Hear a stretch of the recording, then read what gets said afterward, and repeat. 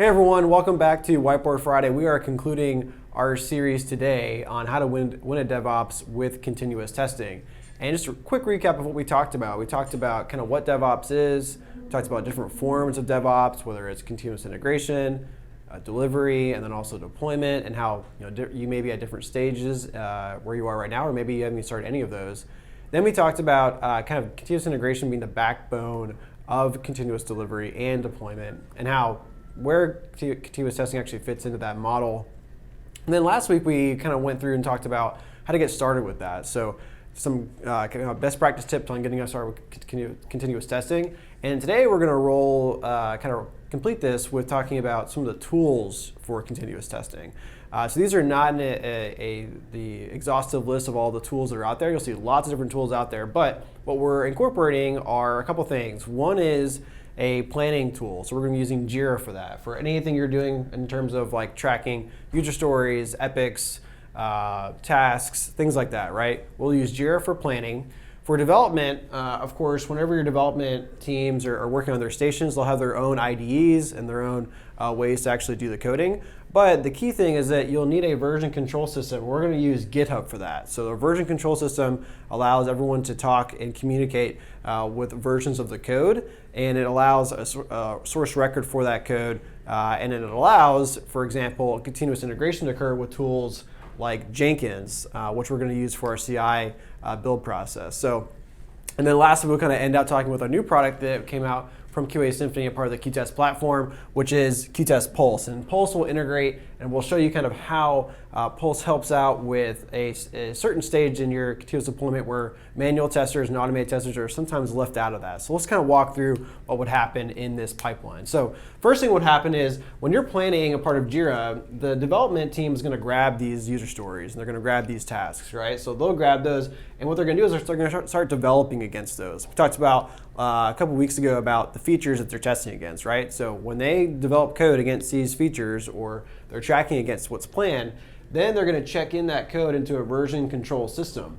Now what happens is the version control system will do something. What it'll do is that as the changes occur, it alerts all developers of what changes have occurred, but what also happens is that Jenkins, using right now for our CI process, what it will do is look to see, oh, something has changed in this version control system. I'm going to build and run all of my tests that I have against that code, whether they're unit tests, and if you have functional automation tests that are running as well that you have in your backlog for regression, it'll also pick up those and run those. So think about if you're using Selenium for that and you're using Jenkins to kick that off. So when that triggers and it's ran, it's built, well, now we're kind of in an area where we're maybe more into a new feature testing arena. So we've actually pushed and triggered a notification that says, okay, you know what? Now we need to test against these user stories or features that may have not been covered with regression automation, right? And that's where Qtest Pulse comes in. So Pulse, what you're able to do is grab those user stories, grab those tasks, and since Pulse test cases are tied all the way back to your version control system, what will occur is if, let's say I find a failure in this environment that I'm in, well, what will occur is when I fail that test failure goes all the way back to the version control system where then it alerts a developer. In this case, we're using GitHub, right? So when I alert the developer goes, oh, okay, great. Now I need to go and actually refactor some of the code and make some changes. This is where a key disconnect has occurred a lot of times with exploratory testing teams or manual testing teams or teams that are moving more towards automation where they've got manual tests that still haven't been automated yet, right? Is that if their tests aren't connected back with the source code, then the developers are kind of out of the loop of what's going on.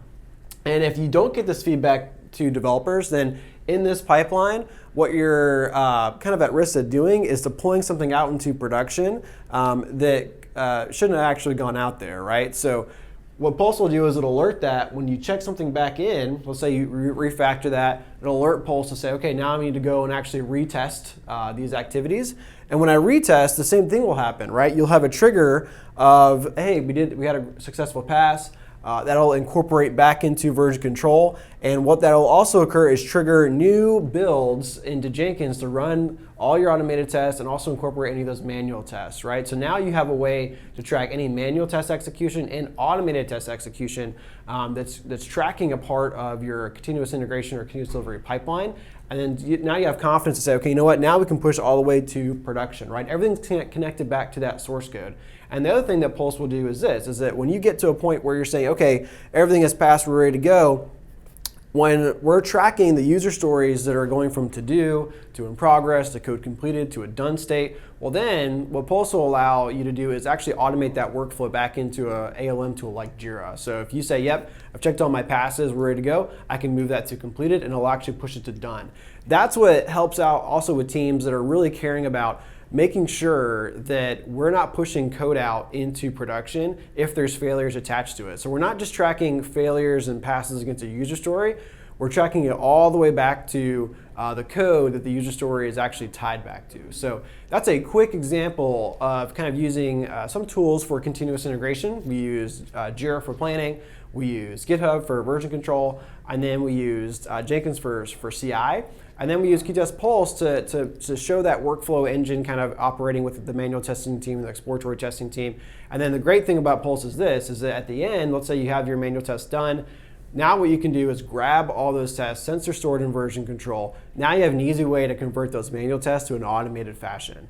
So it's a great way to connect those from your manual test team to your automated test team, and also include them as part of your pipeline that traditionally they're kind of left out of. So those are some tools to help out with getting started with continuous testing. We've enjoyed this time together on our Whiteboard Friday, and we'll see you next time.